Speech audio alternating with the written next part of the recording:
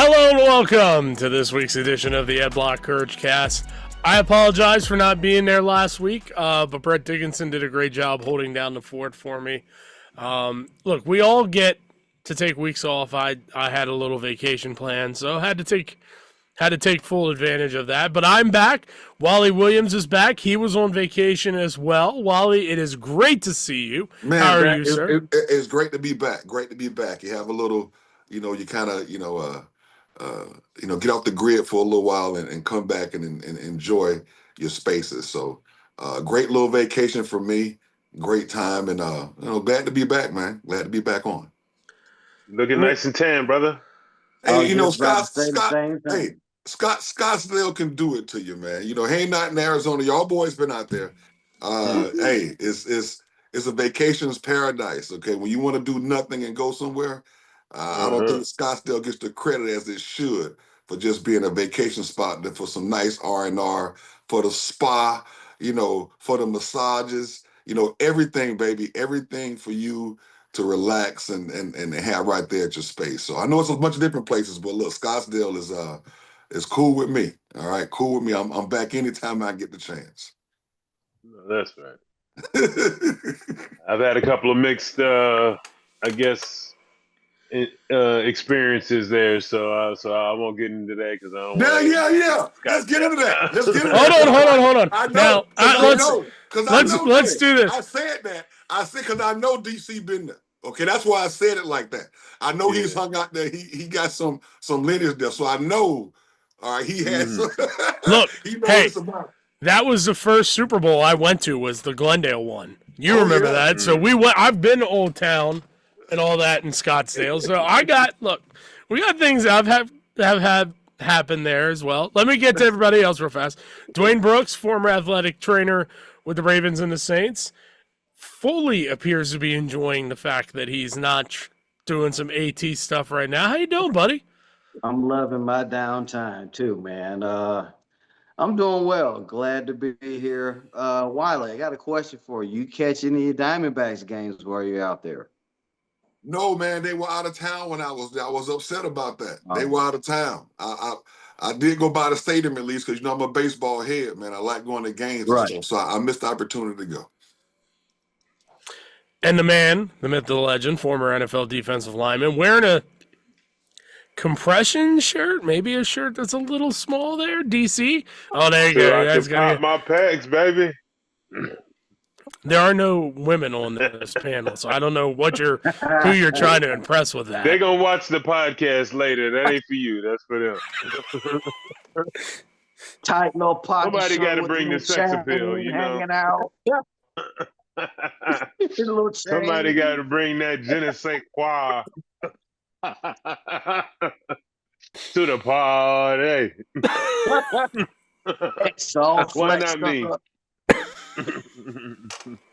I'm actually coming off my 3-day juice cleanse, so no solid food, 3 days, cleaning the pipes out. You got to get in the basement every now and again, and get all the grime out. So are you? Here's my question: are you gonna look like at some point Shaquille O'Neal on Inside the NBA when he did the olive oil cleanse? And in the middle of the segment, had to get up and did the trot to the bathroom. He claims it was just to pee, but we all know what that trot was that man did across the TNT set while they were live. I just got to know, do we have to be prepared for that? Nah, I'm good, man. The best thing about this juice cleanse is all fresh pressed juice. It's nothing volatile. There are definitely some herbs that are designed to help, keep everything moving. But I've always had a pretty clean diet, so. I think if you're really at a deficit and then you try to go super clean, you kind of have maybe those more volatile experiences. But if you kept your health up and you just got to do a little spring cleaning, it ain't so violent. Like the spring cleaning. Yeah, man. 3 days no fast. It's amazing how different your body feels with no solid food, and there's a lot of research that shows there's a lot of healing factors that take place. You release certain hormones that your body can't release that are healing hormones. So, it'd be great. Yeah, hopefully one day we can all do it. We can see if you guys all feel the difference. Take the challenge. Take the challenge. Absolutely. Well, I'm going to try to do a 10-day water fast at some point, but I got to build up to that. 3 days on juice was hard, so I don't know how to do 10 days. But I'm gonna try to get there. Dave. Yes, sir. You mind if I bring up a topic that we talked about last week that we didn't get everybody's opinion on it, but I want to bring it up as a topic from last week. What do you guys think about the NFL players participating in the 2028 flag football in the Olympics? Not a What do you guys fan. think about that? Not a fan. Yeah. Why not? Yeah, I'm kind of curious by that reaction. Yeah, not a fan of it at all. Look, maybe I'm old school, maybe I'm hardcore with it. Look, the game and the sport, tackle football, pro football, all those things like that. First of all, you work too hard to get there. Okay. And there are different elements of the game that is moving in some directions where, honestly, I just don't like. I don't like this flag football concept and having pros play it. I mean, look, it's always been a misconception with a lot of professional flag football players that they can play pro football.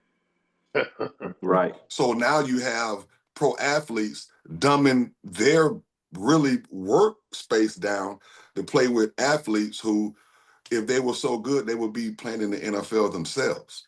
So, and then you incorporate that, and I'll go ahead and say it. Look, flag football is for guys who didn't make it to the league, and now we have women playing it. Now we have girls playing all those things like that. It is not for professional athletes who are making millions of dollars to go out there and do their job. So I don't like it. I don't agree with it. They want to make the game international, so the NFL has their marketing plan. But I don't see this being an asset to anything that we're doing other than making it more of an international game and marketing. That's about it. But I don't see how it's relevant to players and what we do in the background and the things that we do to prepare for the vigors of an NFL season. Okay. Matter of fact, I was on teams where you could not do anything outside of what you did at the facility.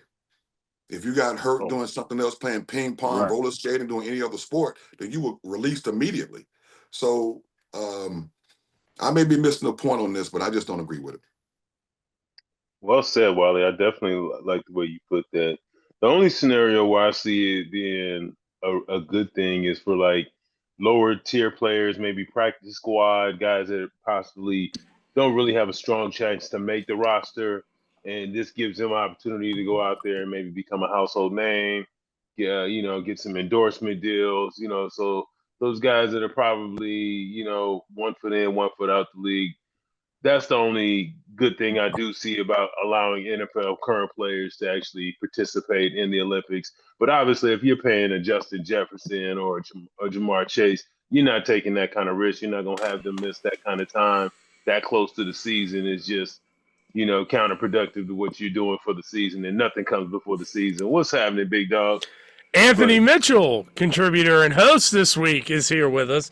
So we'll get Anthony's thoughts in a minute. We're talking about flag football in the Olympics. Anthony, DC, I didn't mean to cut you off. Finish your take.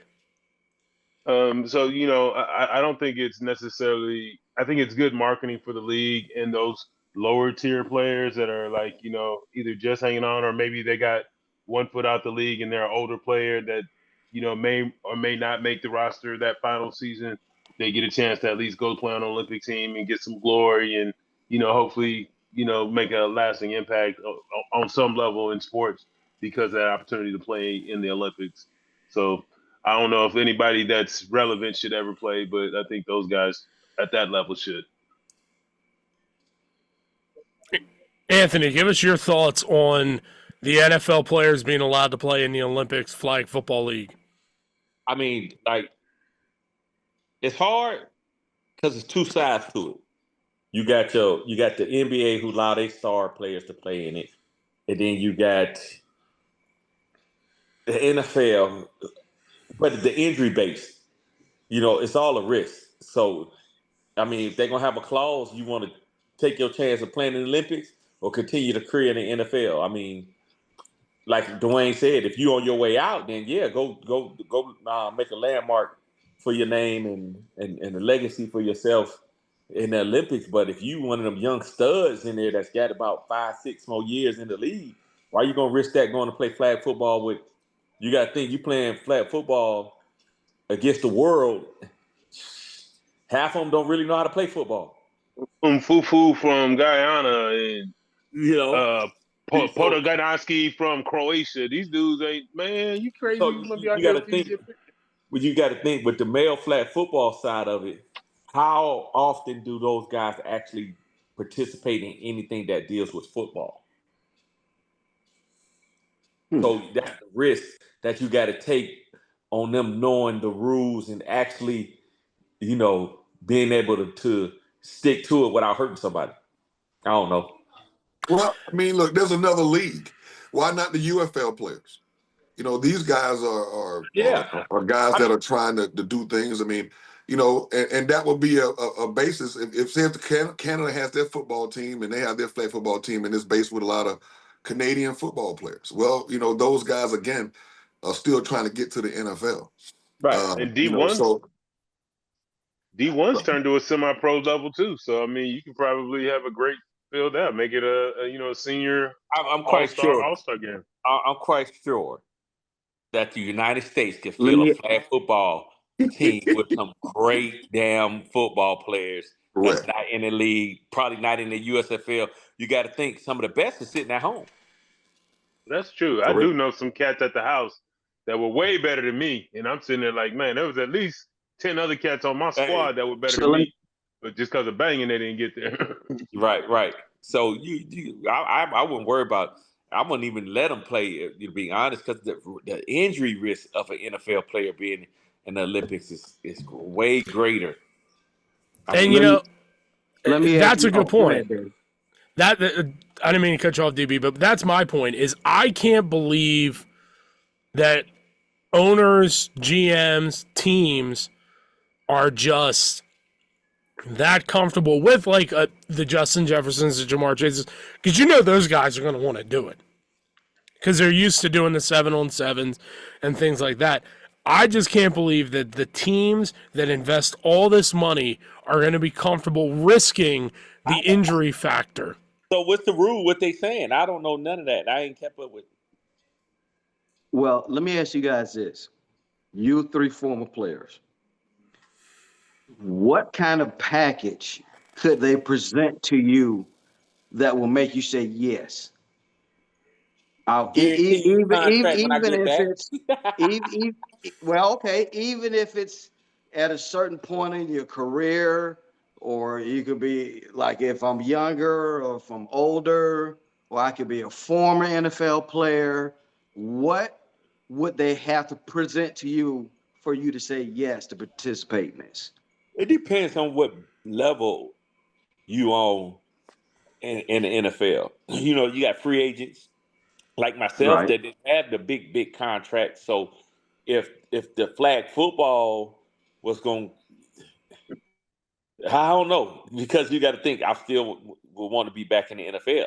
So if Right. going to the flag football Olympics is going to hinder something for me coming back and playing, because you got to think sometimes you get hurt, and regardless of what your contract is, you can't bounce back from that injury. Right. So I don't. Like I said, it depends on what level you're on and where you're going and where you at in your career for you to Yeah, say. like I agree with that. Same thing as an undrafted free agent. If you would have asked me that question in my first 2 years, I'd been like, hell yeah, I'm going to play in the Olympics. Okay. Right. By the third year, when I became a full-time starter, all right, I'm like, the hell with those Olympics. We're going to get this real NFL money. We don't care what's Right. going on over there. I didn't So, even pick up a basketball when I started playing in the NFL. mhm. Now unless I'm There you go. standing still, you ain't see me acting like I'm damn Jordan driving to the basket or anything. So I didn't do nothing that would hinder me from what I'm really getting paid for. So Correct. I so wouldn't go. DB, I kind of feel like I probably wouldn't have took that risk unless my agent had some kind of major like marketing plan for me, like in the sense of like, okay, this is gonna get me McDonald's commercials. I'm gonna Right. get, the Quan. I'm gonna get a shoe deal, a soda deal, Yeah, you know, you got to get your a bells and cereal whistles. deal. That would be the only thing that would make it worth me taking that risk, especially early to middle of my career. Now, if I'm year 8, 9, I ain't won no Super Bowl. I don't know if I'm gonna be a Hall of Famer. Then yeah, to me, that's like my last gasp to really kind of put a final stamp on my football career. So yeah, I'd be probably more willing to take that risk, even if there's not a lot of financial incentive to do it, but just for the legacy purpose of it, Right, especially if that's I what I feel like said. I can If win the you're on your, gold. if you're on your way out, finna go set a legacy for yourself. Like some of these guys that got these $100 million contracts. Okay, you on the back end of that. What you Yeah, really risking? If right. you're not getting another $100 million contract, you get to And set I'm your sure name. insurance is gonna have a deal. I wonder if Yeah. Lords of London gonna get involved and give them some kind of crazy insurance policy. That the TV, see, the bottom line is that would be something that I'd be like, part of this is like, if I'm going to send my best players over there, Lloyd's and London's going to be involved. You're going to have me a crazy injury settlement, and that's going to cover the teams in and me as a personal players in. So you can have those rights to put me on TV, because that's the bigger deal is basically, you're going to be able to see my face for the first time on TV. The NFL, you ain't never got to see my face. You ain't never going to get to just see me a whole game playing with my face out. So They'll that's put also another factor. your picture with your beside it. Yeah, they So it's safe penalize to you. say, for current NFL players, this isn't an easy decision for anybody. It's not. It's not. No. It's not. But look, I would think again, it would be more, just like DC said, it would be more inviting for guys. This you know what? This can be like a NFL PA thing where you deal with retired players. Maybe have guys like a Ben Roethlisberger who's with under 3-4 years out of the league. He go over there and chop them up and throw in passes and stuff like that, or Larry Fitzgerald, or so what I'm saying, guys. Well, he may be a little bit longer, but guys who You were can get T.O. and Chad Johnson to act like they still in shape. that kind of That stuff. would be Right? hilarious. They probably could still do it. They're They ready. probably for a can, but game. They're ready to go. Right. yeah. I about just put like you guys? I put it like this. If they was to What offer, about right now? I put it like this. If they was to offer my son that's playing right now to go, I'll try my best to talk him out of it. There you go. Okay, there you go. Right there. There you have it. Now, what if he gets to go? You guys play right now? Huh? Did any of you guys play? If you were asked, could any three of you guys play right now? It depends on what the incentives are. Hey, I'm gonna get dusted. I could go out there, but I'm gonna be getting dusted. I know, Hey, right? I know I can snap the ball, and I'm not taking no bull rushes. Look. I play safety, so Wally. if I used to line up at 12, I might line up at 16 now. Yeah. Well, hey, you got to save them hamstrings some kind of way. Hey, Yeah. And by that 50th play, what you gonna be doing? I'm in shape a little bit out. though. Hey, Duane, I'm in shape now. Don't get it twisted. That's different than football shade. You ain't out there running with no 19, 20, 21-year-olds that are in great shape. I train kids, man, so I have to show them a little something. Well, God bless you, brother. I'll watch.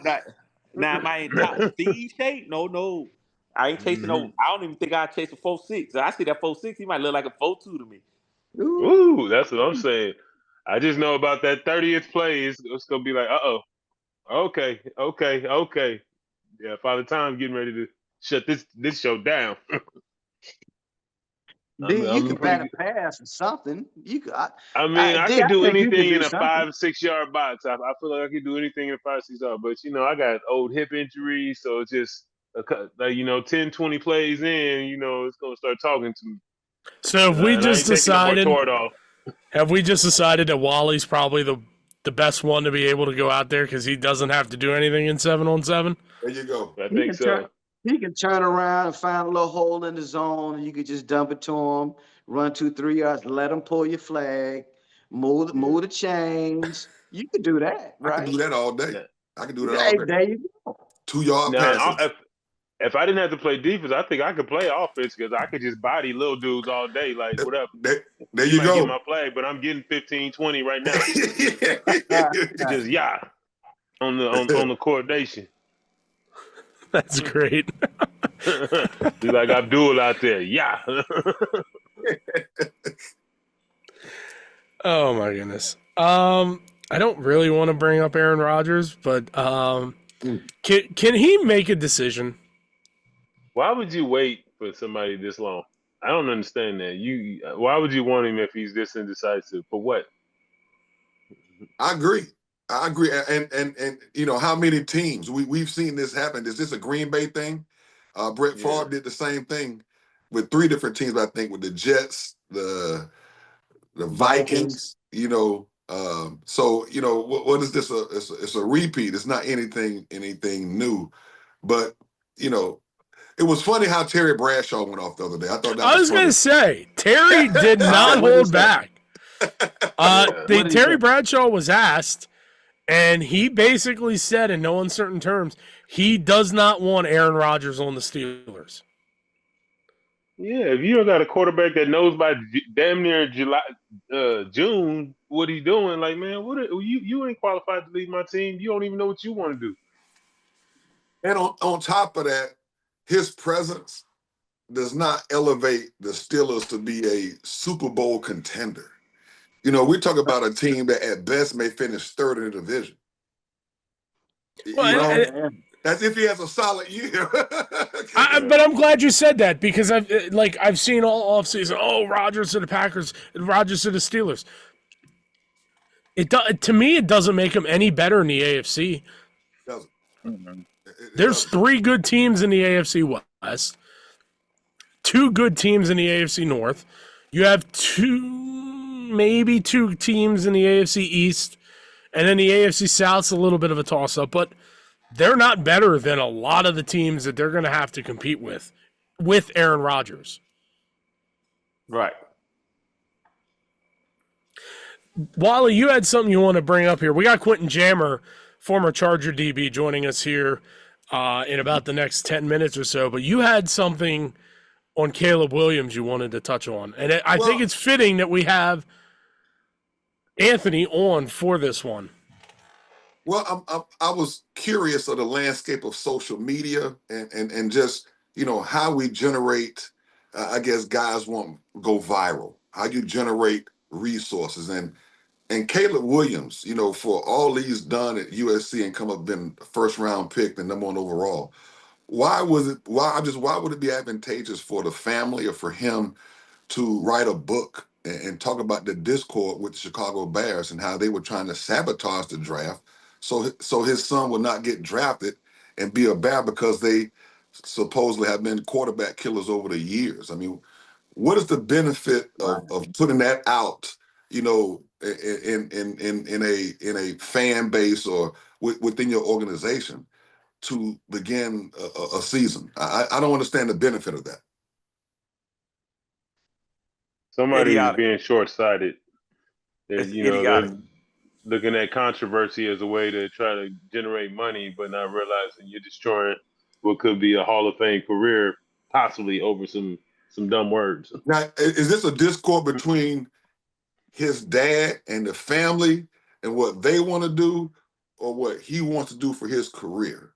Because it seems like the two are kind of intertwined, okay? And I know it has to be some discord there where, like, hey, Dad, hell no, don't publish that book, man. What are you trying to do, put money in your pocket? Who are you even talking to behind closed doors to think that this is good for your son? Okay, it may be good for you, okay, but you didn't play any ball, man. You can't live through your son and try to put all these things out there. So, you know, we had these kind of situations happen in college football before. It was Cam Newton's dad and what he was doing for, you know. So I'm just curious how these things even develop in a family dynamic to say that this is beneficial for our child. I mean, I just don't understand it as a parent as well. Anthony, you would be an expert on it. Well, you got idiotic parents who think they kid own the world and think they could do what they want to do. You got to actually parents who really think they should control their kid and what they say, what they do. And you got a perfect example of the parent of the quarterback in Washington Mm-hmm. and how the mama don't want him talking to women. And I get it, but at the end of the day, when he was talking to you seen when he was talking to the USC star basketball players, he came and Yeah. sat in between them. And he said, Yes. hey, I'm going to sit up in the top bleachers, let him holler at that one. Go ahead. Get that number, boy. So that That's the but problem. That's the problem when your child becomes a commodity to you, and right. you start seeing your child as an opportunity, and you're not really parenting no more. Now you just being like these other people out in the streets. I mean, It goes so. and let me ask you a question. All right, so I mean, you played, so you have an experience, but when did you know that as a parent, okay, it was changing with your son? As far as Well, athletics, people looking at him, the forecast of like, okay, all right, man. So hey, look, this is what's getting ready to happen next. well, his probably 7th, 8th grade year in middle school. Okay.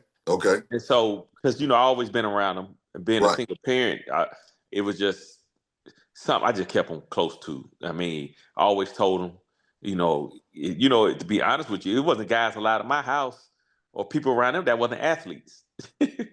So seriously, because Right. an idle mind is a devil's playground, and so you just couldn't be a student that got a whole bunch of time hanging out. But you get to see it, especially when he hit college.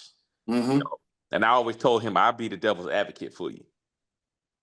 You know what I'm saying? Right. Like he know now, anybody asks you for anything, tell him come ask me. Mm-hmm. So Right. if you go ask my son, hey, can I get a ticket? Go ask my dad. Hey, can I borrow some money? Go ask my dad.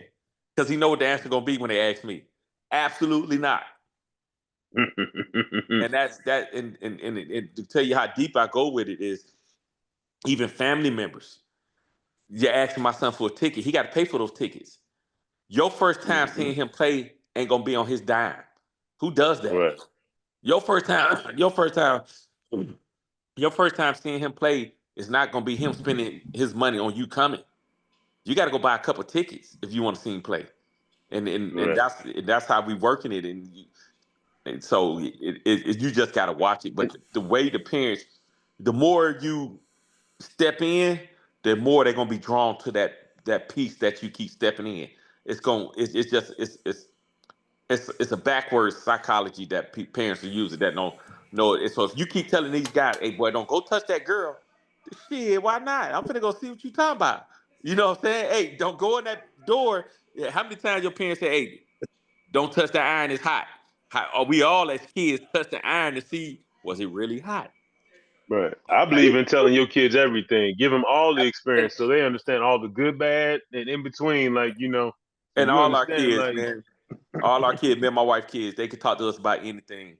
The thing we get mad at is when you don't talk to us about anything. You see what I'm saying? Everything is able on the table. We can't get mad at you. It's a way of life. Life is lifing. And so you going through things and if we've been through it, we able to tell you and give you an educated response to you out there guessing on what to do next. I can never imagine looking at one of my children and thinking of how I'm gonna make money off their backs. All my kids are luckily they're doing great. They all make 6 figures. They got great careers. But never in a million years have I ever thought in my head, oh, they owe me something or I got to get something Look, out of this situation. Like, what you got? You got a lot of women out here having kids and they opportunists. That's why they having kids because of the opportunity of them getting something out of it. You got to think the girl Anthony Edwards got pregnant. She's pregnant by another celebrity, whoever, I don't know who it is, but she's pregnant by another celebrity. So you keep going around these celebrities so you can keep getting child support, and you opportunists. You're not a real parent. We get into another game now. Ouch. Hey, Ouch. hey man, dude, it's real out here, man. You got to. We don't want this podcast going this way, man. We can talk about. I was gonna say we're getting ready to put the kibosh on that, partially because our guests will be joining us here in a couple minutes. But I will say this about the football side of this whole conversation: Caleb Williams needs to understand that he's in a fairly good situation right now in Chicago. Yeah. Like, the Bears, to their credit, have done a lot in the last 2 or 3 years to really build a very good offense with playmakers and weapons for Caleb Williams. The offensive line has gotten better. Their running game is going to get better. I'd be very careful things that are said, comments made, because the reality is it's not always better in the other situations that you think you could have gone to. And that's when I look at what the Bears have done these 2 years, really getting him established. And they go and get the best offensive coordinator in football in Ben Johnson. Like, Right. they've done a lot to help him. I'd be very careful biting the hand that feeds you if I'm Caleb Williams. They're young and dumb. They'll understand that's a cancer, and no organization gonna want a cancer on your team, especially if you're a quarterback. Regardless of where you come from, you ain't winning. Now, did his dad write the book, or did Caleb write the book? It don't matter. Everything travels with you. Well, I'm just trying to figure out, did his dad do it without his permission I don't know. or without his blessing? I know this is my first of hearing of it. Yeah, it was a release with that parallel, like the family released it. So when you hear stuff like that, that's usually the dad. Yeah, the so dad- that means Caleb wasn't really directly involved in it. They just decided somebody offered them enough money that they grabbing the bag and Hey, some look, hell of hot water would happen with the boy. it's going to affect Caleb when the Chicago organization say you're not allowed on this premises. You can't come in this stadium. Yeah, It it's gets like short-sighted. that. Yeah. Yeah, when they start putting restrictions on you, then you're gonna be looking crazy. Then you're gonna be trying to sue for what? It's a private. People don't understand that. But this is the reason why that funny. Like, you got to learn, like that song, "Money and blood don't mix." Yeah. Like, you sometimes you just can't have your family in your business. You need to keep them at arm's length. Try to find you some professionals, and they know what they need to know. They don't need to know everything, so they can't do stuff like this. By the way, it happened to DB again. We have a great. Frozen. We have it's not as good as the first time. Yeah, frozen. He's ice cold right now. He looked like he always got some kind of technical difficulty. He live in the woods. That's what's wrong. Oh, is that what that is? He out there in the bayou. He out there in the back woods. from the bayou? He out there in the woods. Hey, Brooks, you back from the bayou? I bet you got trees over his phone right now. Stop it. You're frozen again. There He's saying stop, and his face saying nothing. Nothing is better than when technical difficulties happen because we handle it like mature adults. DB, what do you want to say? Oh, we lost Wally back. I just wanted to address the frozen picture you guys posted last week, a week before last, when I was yawning. You frozen right now. That's not cool. Hey, you That's frozen not right cool. now. I was going to say, how did you feel seeing that clip shared of us basically making fun of you? Well, hey, it's fair. Everybody's fair game, but it's kind of messed up. Y'all posted it though. That's all right. So you wouldn't have done that, DB? You wouldn't have done that? No, of course not. No. How much time we got before the jam comes on? We have a couple minutes while he gets himself ready. So, what do you want to bring up? Nah, I gotta step off real quick for 2 seconds. I'll be right back. All right, no worries. I gotta do a Shaq. He's got to a Shaq. Freeze his face. Now he can't figure out how to do it, so it was like hopping on and off. God, that is funny. That's just what we need to go viral. Him to go in there and leave his phone on. Right. Listen to that madness. Oh yeah. Could you imagine, like, that happening to any one of you as, like, we're doing this show? You just think you've got it muted, and all of a sudden, no. And then, beatboxing all the way through the presentation, and you letting it go too, with like full authority. Like, I'm home, I'm by myself, ain't nobody here. Yeah, that would be no coming back from that. You can never come back to the office again and not be like, just you just nasty. no. That brings me to something that I don't know. Have you ever worked with somebody that just smells? Yes. Yes. You admit, like, when is the appropriate time to say something about it? That is Immediately. Immediately.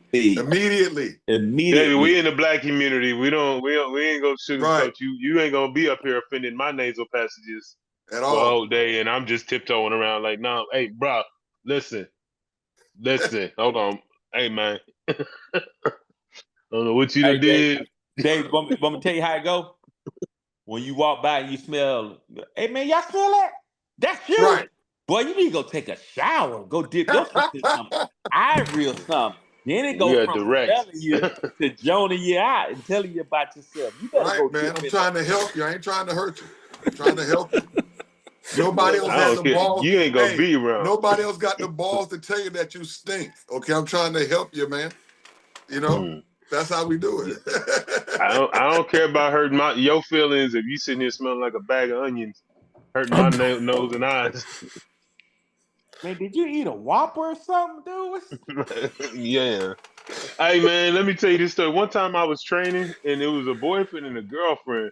And the girlfriend showed up and she was funky as hell. The boyfriend shows up like a few minutes later and he's like, man, somebody's been eating onions in here? Like, what the hell is that?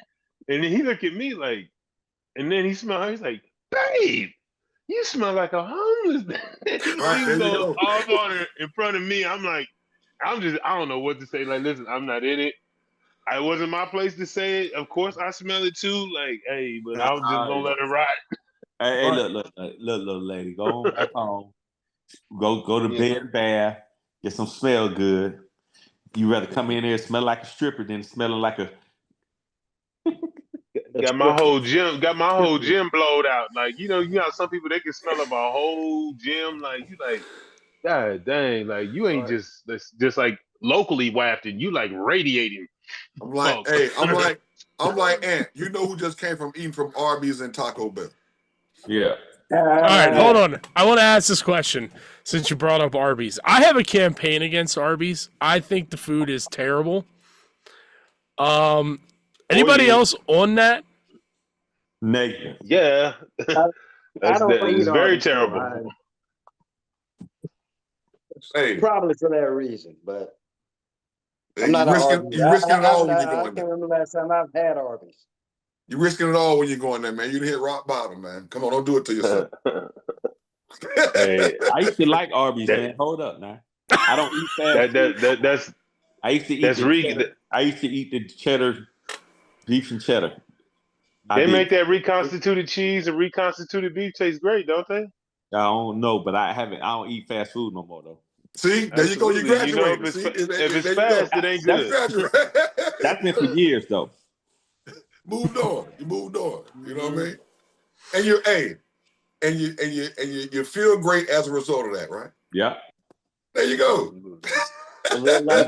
You can tell what right now. Give us 2 or 3 picks right now. dude. See, you trying to be on that Chad Johnson diet? Give what?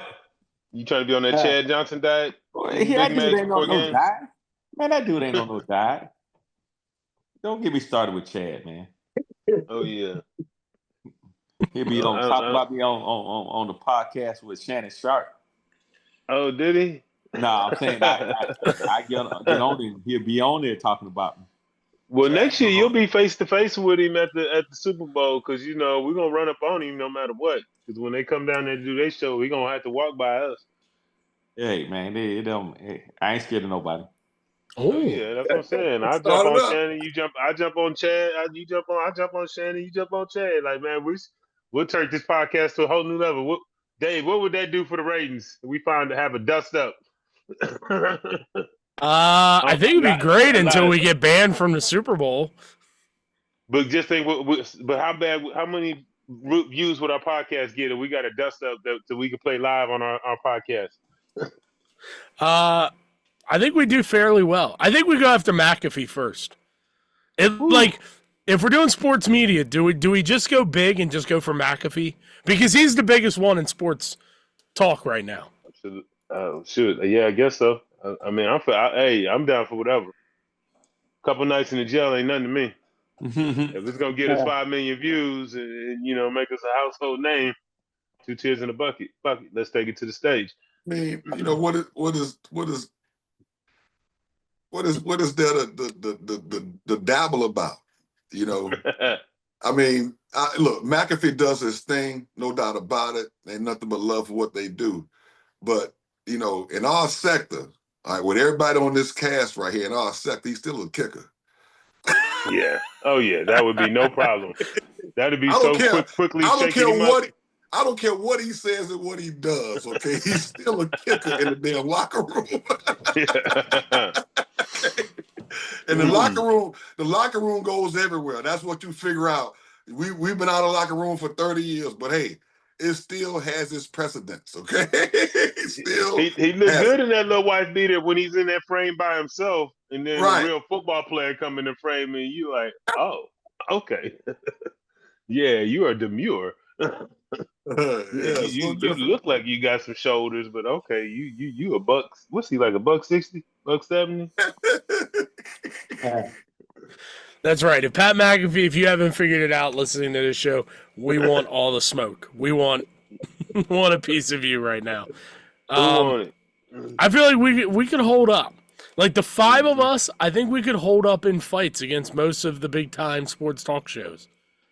That should be a new thing. What's the deal? We got to call Dana White to set this up. Maybe get in the octagon. We'll have a tag team. Each one of us do a round, 1 3-minute round against another podcast. I mean, right, because we'll get Stephen A.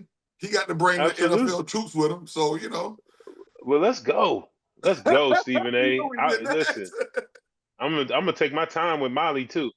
I'm gonna take my time with Molly. Yes.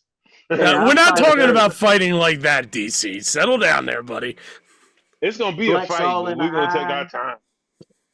I got scissors. I fight dirty. Oh shoot. Oh, all right. I don't know if we were bringing weapons into this, Stevie. I think we can handle it fist to fist, man. But if you got to go there, I understand. That's right. I like the way you go. Let's overdo it then, just in case.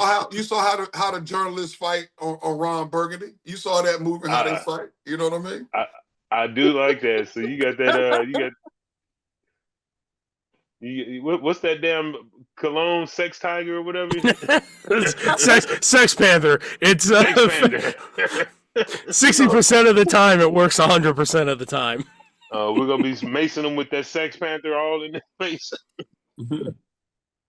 Well, I love it, man. I think if we can set it up, I think we could definitely win that. I think we could have went down Radio Row and just like, listen, right? Let's go. Battle Row. Just put all of our names in the hat. Pull 2. Hey, your name get called. You middle of the booth. Let's go. I'm trying to now. I'm like trying to rack my brain of like, okay, would there be a tough fight in sports media for us? Whatchamacallit was there, and he's an MMA fighter now. What's his name? What's the dude? He played for the Redskins back in the day. Played for Maryland. Throwing hands. He talking about sports media. Battling over podcasts. Info. I know, that's what I'm telling you. Sean Merriman. Sean Merriman has a podcast. Now there's a guy I'm not messing with. Right? Sean Merriman is still as big as he was when he played in the league. He's got you got me. that one right. Too. Hey, Mitch, you got that one right. Show him that speed. Yeah. Mitch, tag. Y'all Mitch, where retarded. you going? Hey, Mitch. DB, where you going? Somebody come back here. I think we could take He's the in the goal. woods. Well, hey, bring the Tiger Bomb, DB. We're going to need all that shit. It's coming. I got it. Don't worry about it. Yeah, he looked like he could really fight, too. I was like, damn, he looked like he's fresh out. I've been working out, but nah, he looked like he been doing stuff for real.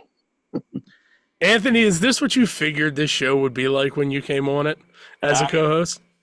I ain't know nothing. Here we are debating in May, because football is really not a topic of conversation right now, debating which sports media members we would go toe-to-toe in a ring with. I don't think we would do well with the inside the NBA crew. Somebody would have to go after Shaq.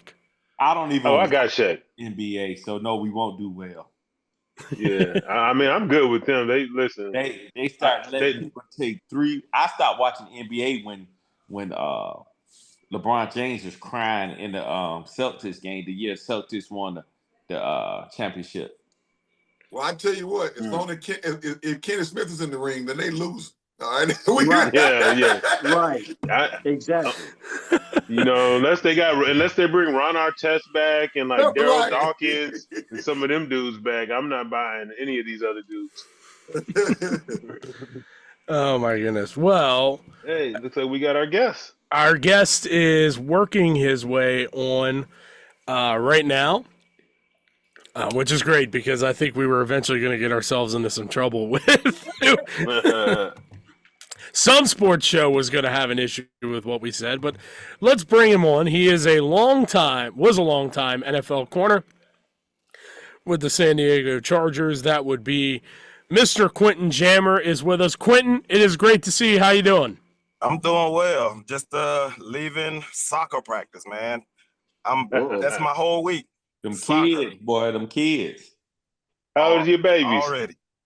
I have a 19-year-old, I have a 17-year-old, a 16-year-old, and then 7 and 9. That boy, you got You lost. spread out. I'm spread out. Spread out. You got lost. At the 16, you know what to do. No, they do everything big in Texas. That's how they do it, right? You got to. But I just wanted a little girl. I kept trying and kept getting boys, and then finally got one, and then I was done. Okay. Oh, shoot. Yeah, usually it's the other way around. Right. I got all my boys up front. Oh, see, so you didn't have the player's curse. We call that the player's curse. When you have like 3 girls, you like, okay, I did some women wrong. They came for me. See, I got my signing bonus early. I did too. Hey, boy, I did too. Quentin, part of the reason we have you on, and I have to say this is an accomplishment that we're very happy for you for, but I want to read your tweet, and then I'm going to ask my question. You put out on the 16th, 16 months sober, and I feel amazing. Work out 30 minutes a day, and I'm happier than I've ever been. No suicidal thoughts or attempts. God is great. Judging by athletic accomplishments of our maternal side of family and my metabolism. Thank you, Jan, your mama. Quentin, what does it mean to you to be this far sober, and what sort of pushed you to say this is what I need to do? I had a legit mental breakdown on February 14th, Valentine's Day of 2023. Took a bunch of pills, drank 2 bottles of alcohol, 2 bottles of good bourbon, and I tried to go to the upper room. So, I was lucky enough that I was awakened by a couple police officers who I think just thought I was drunk and took me home. And so, I went home, and somehow I ended up back in my car, and I woke up about I woke up about 6 p.m. the next day, and it was kind of a miracle that I had woken up. So my little brother and my wife, had called around a few spots. They hadn't talked to me, and my little brother called me, and I didn't answer the phone, so I called him right back, and I was like, and he was like, "Man, you got to do something." And I was like, "Well, whatever y'all got for me, I'm ready." And I went to Houston to the manager clinic for a long time, and I stopped drinking within the first 3 months of being sober. I lost all of the fat that I had. And I just said, you know what, like, it's not worth it to me to go back to it, because it caused so much damage in my life that I was just done with alcohol. Like, I mean, it literally ruined me at the time, and I just didn't want to be in that place anymore. And alcohol had everything to do with it. Well, Quentin, if you can, because we all have been in situations, and I'm sure that everybody on this podcast can talk about the transitions that you go through that are very personal and very very close to you, that you don't share when you make these transitions into the game, into family life, being a father, having that responsibility. Is there any place that you can go back to where you felt that this can be a significant problem in moving forward? And where it could be, it actually happened. It actually happened during my playing career. It was, I think it was my, I think it was my final year it was my second to last year with the Chargers. And my wife at the time, I'll never put that type of business out there, but something went down, and it was devastating, and I turned to the bottle, and I didn't look back. And, honestly, I played about 8 games in 2011 completely drunk. Dang. Wow. Yeah. So this was How do something you that you were carrying to practice with you and dealing with on a daily basis. Every day. Because what happened was also within the team. So I had to look at that every day too, and I just I couldn't deal with it head on with a clear mind. Yeah. So you turn to the bottle. That's the easiest thing to turn to, because they start, they test for everything else. If you have Xanax in your system and it's not supposed to be there, you get you get fined, then you go into a program. And alcohol is alcohol. You can drink it. You can drink it whenever you need it, and it relaxes you, and it gets you a little socially lubricated. So it helped me out a lot, but it ended up destroying me. How did you maintain such longevity? I mean, you still had a really long career. You're able to be on the San Diego Chargers 50th anniversary team.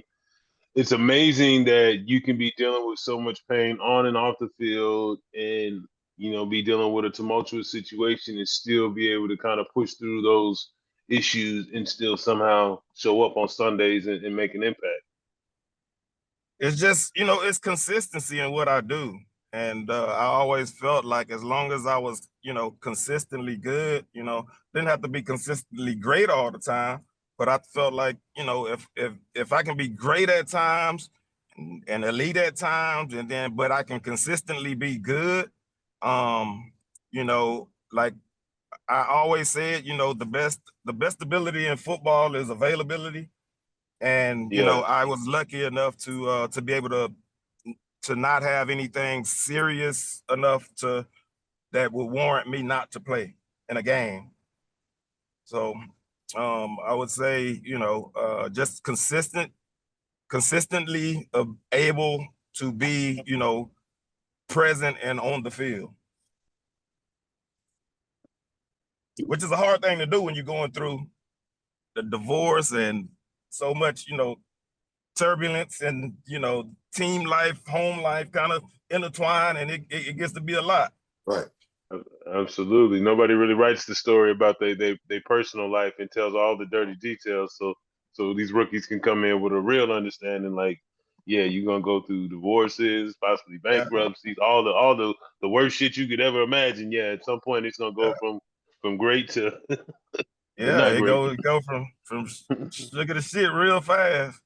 And so, Mhm. I'm in that stage where I'm trying to get back to the sugar. But the one Yeah. thing, the one thing that has helped out a lot is, just being able to, be here and be there and be all of these places for my kids, which is, kind of why I'm late now, because, coach holds them after practice. Practice was over at 5:30. So, but coach holds them after, have conversation with them, tell them what they did wrong and what they did right. So I'm a little late, but I'm here now. But yeah, that, like, I just immerse myself into my kids, man, because I don't want my kids going through, some of the same struggles that I went through. Although they're gonna go through their own struggles, and I'm gonna, I'll guide them through them, but I gotta let them go through their own struggles too. Right. Quentin, what type of relationship did you have with James Collins? He's a very good friend of mine. Our relationship was we were cool, man. Like Coach Lofton was great. He was just somebody that you could just go and hang with at practice and just have an easy conversation with. And it didn't have to be about football. It could be about life, but he was always an ear. And that meant a lot, because there was a lot that that I was carrying at the time, and and he was always an ear that I could go talk to. Like, and then there wasn't a whole lot of people that I could talk to about it, because I just started talking about it, because it was such an embarrassing thing. Like, as a man, you try to keep your household together, and and you always say, this will never be my household, and then when it is your household, it could be a lot, and it was I think it was too much for me, and it's just too much of a burden for me to carry by myself. And so my little brother helped me a lot, and then my wife helped me a lot, but it I I don't want anybody else to have to go through what I go through. So when I tweet about something or I talk about something, I talk is from the heart, mean what I say, and like I said, the embarrassment of it all was what kept me from talking about it. But now I'm much more open, and I feel like the more I get it out, the less burden I carry.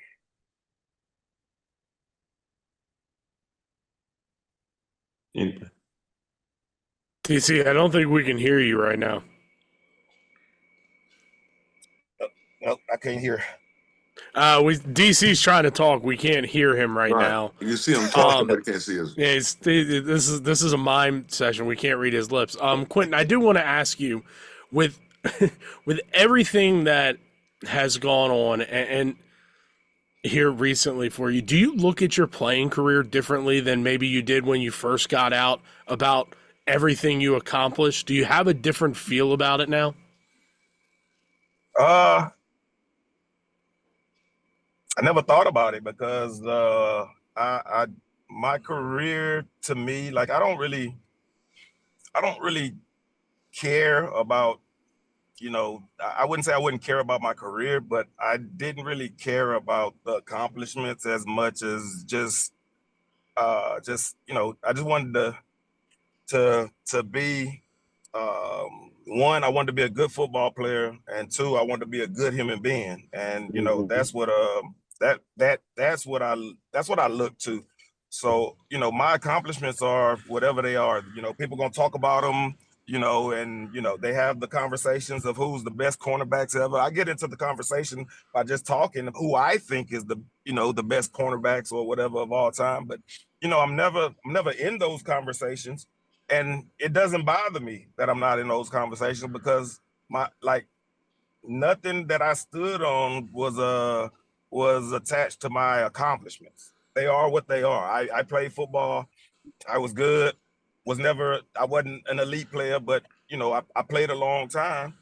And you know, it got my family out of the hood, and you know, I take really good care of my kids, and so you know, the accomplishments are just that. They're just accomplishments. It's just it is what it is. I want people to remember me for being like, you know, if I'm out in a grocery store or whatever, I'm approachable. You can talk to me.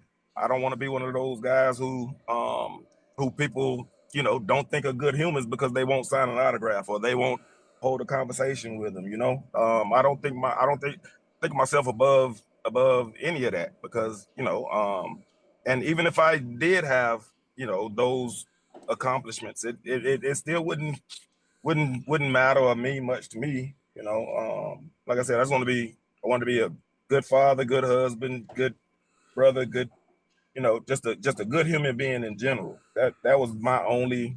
I just happened to play football. Right. Quentin, can you hear me now? Yeah, We but got you. I had Yes, a sir. really fun fact I had to ask you about. How the heck did you, LaDainian Tomlinson, and Drew Brees end up on the same state all-star football team and then end up on San Diego Chargers together?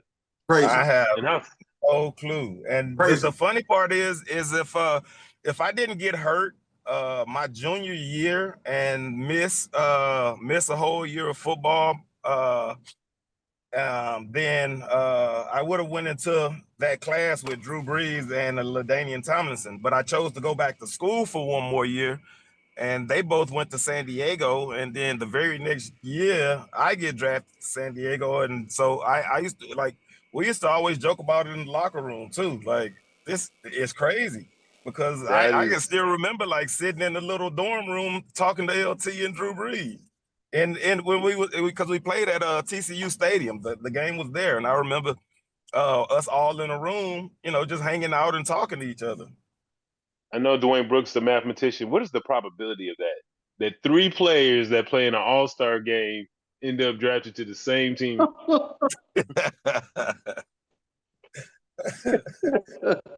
The probability is not likely at all.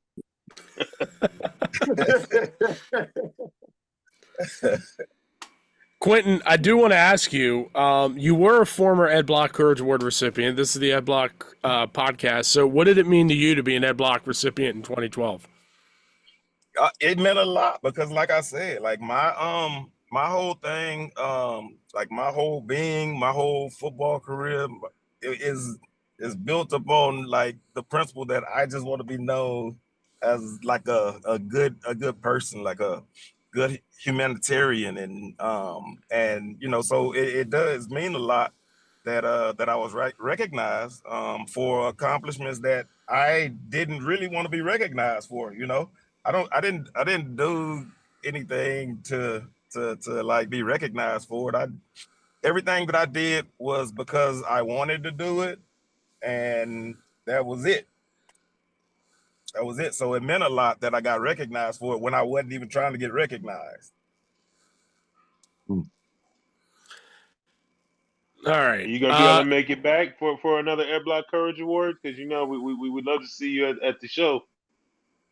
I don't know. Like I if I got an invite, I would show up now. Don't get it twisted. Like I that's why I say I don't know. Y'all threw me an invitation in my email box. I'll be there. We can absolutely make this happen, Quentin. Yeah. Anthony, is there something you want to ask him? Yeah. Before we get him off the phone, then tell her who the best corners are, Quentin. My all-time favorite corner ever is Champ Bailey. Okay. Run me two more. Run me two more. Two more. Yep. I got Champ. Let's see. Oh, I like so many. Let's see. I loved Mel Blunt. Yep. Mel Blunt. And I love Dion. So you like the the only reason I don't even put Dion number one on my list is because of tackling. But the way he covered, I mean, like, I don't think there's anybody else that will ever be born that could do what he did at corner as far as from a coverage standpoint. You don't think that I say this, and this is I like your list, I do, but I watched Dion's, and I just think he was before his time too, though. Yeah, he was. Like, so it's gonna be hard, and the rule changes now. It's gonna be hard for a corner to do what he did, but also the speed of the receivers now compared to what he was playing against. Like, he got today's speed.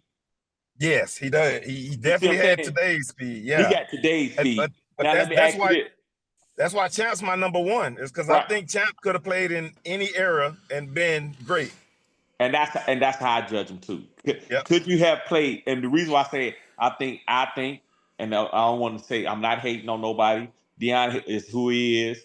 I just watch film and I get facts. He got beat a lot off the line of scrimmage, and a lot of his picks are makeup speed picks, and you know what I'm saying, or overthrown. So for me, if he get beat off the line from a Chase, a Jamar Chase, you know. Yeah, I got you. I got you now. I know what you're saying. Yeah. So the times he got beat off the line, and he was able to make it up because he was just faster than the receiver. Than everybody. Yeah. That's why. Yeah, I got you. So who your number one? I got my boy is my number one, man. Rod Woodson. Who's that?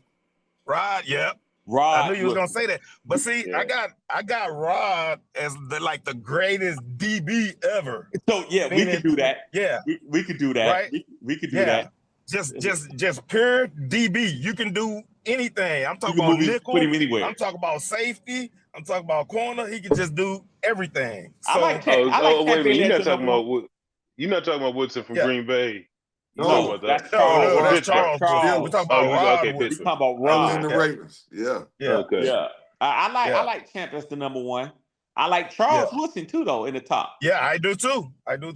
Yeah. I like you up in there too, man. We ain't gonna knock you off of the pedestal. Thank you. You see what I'm saying? Is Aeneas got enough speed to play in any decade? Aeneas Williams? Who was that? Aeneas. Yeah, I like Aeneas a lot.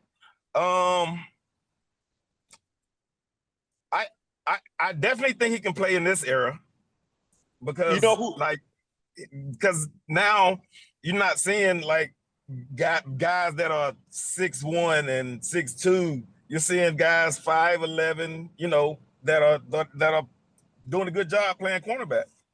You don't have to be big anymore and tall. You know who we don't give our flowers to? Darryl Green. I was just thinking that too. I promise you, I was just thinking that. He played at the top for a long time. He hit a different number era. So that's crazy. 20 years. And that's what I say, man. I think that Dion got a lot of attention because his flashiness brought you to look at him more so than a lot of other corners. But if you're a student of the game and you go break it down, yes, he was a special talent. Not taking it out of the way. But for me to say, man for man, the best corner to ever do it, I can't say that. I can't. Yeah, I can't either. I can't either. And whereas everybody else in the world will put him number one or number two, he's not in my top two. And that's I'm glad that we're on the same page because people be like, hey, you hating. I'm like, y'all just fans. Yeah. But you're completely right. He played in an era where like you see what he's doing and you're amazed by it. but you know, he's not playing. And I know this is a DB conversation, and since y'all talking about Deion in that perspective, I never even talk about him from a defensive back perspective, not even from a football perspective, because in my mind, I think he's one of the greatest athletes, that ever played pro sports, because he played baseball and football, and he played those at a relatively. But you Right. still can't put him up there as the number one because you overlooking the guys like a Bo Jackson. Yeah. No, I'm saying he's better than Bo Jackson, is what I'm saying. Nah, well, what he did played, in football, Bo got cut short. He didn't get a chance. That's baseball. right. He got cut short. Yeah. Now, I ain't saying if Bo would have played longer, okay, yeah. But Arguably. And just like right. So this is the dilemma everybody keeps fighting on. Like they saying Travis Hunter, the best athlete. No, he's not the best that ever did it. He's the only, and I'm going to say it, and I don't care who replay it for who. He the only idiotic guy that want to go to the league to play two positions, get paid for one. Yeah. Yeah. That makes sense. Yep. Hey, so for real, hey, Quentin, when you was in high school, how many positions you played? Everything. Right. Everything. So, never left the field. You decided as life was coming, I want to just master this one position. It ain't like because in our era growing up, Duane, you ain't just play defense when you was in high school. Your butt was I on played the every O-line snap. somewhere. Every snap, I played something. You see what I'm saying? When I got to college, I didn't even want to play offense. Right, and that's what I'm saying. Yeah. So we can't give you. You don't think Champ Bailey was crazy in Georgia at different positions? Charles Woodson, all these guys, and so I can't knock the people who paved the way for us and say he's the best that ever did it because he's the only one that wanted to do it. Yep. Yep. Yeah, because Champ played baseball, ran track. Right. Champ played football. He did it all, but he chose to play DB, play corner, and just that was it. Yeah. He wasn't trying to play baseball. He wasn't trying to run track. He just like, hey, and he was like world class, track athlete also. Yeah. Well, we all know as players, it's unsustainable. You ain't doing that stuff you did in college. You ain't playing both ways. You ain't ain't nobody good enough to be able to take that kind of beating, that many snaps for a whole season. Not playing against the top athletes in the world. Nah, you'll be dead by week 3. Hey, Quentin, I want to ask you a question that we just had a debate about earlier too, and this is kind of falls in line with what we're talking about guys being athletes and all those things and being able to do different things.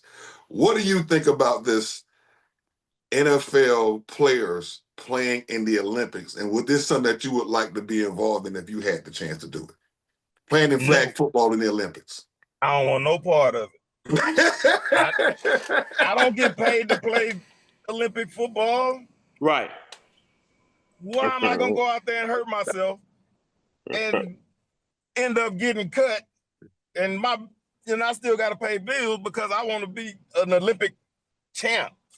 Yeah, you can hang that up. No, let the guys who do that for a living do that.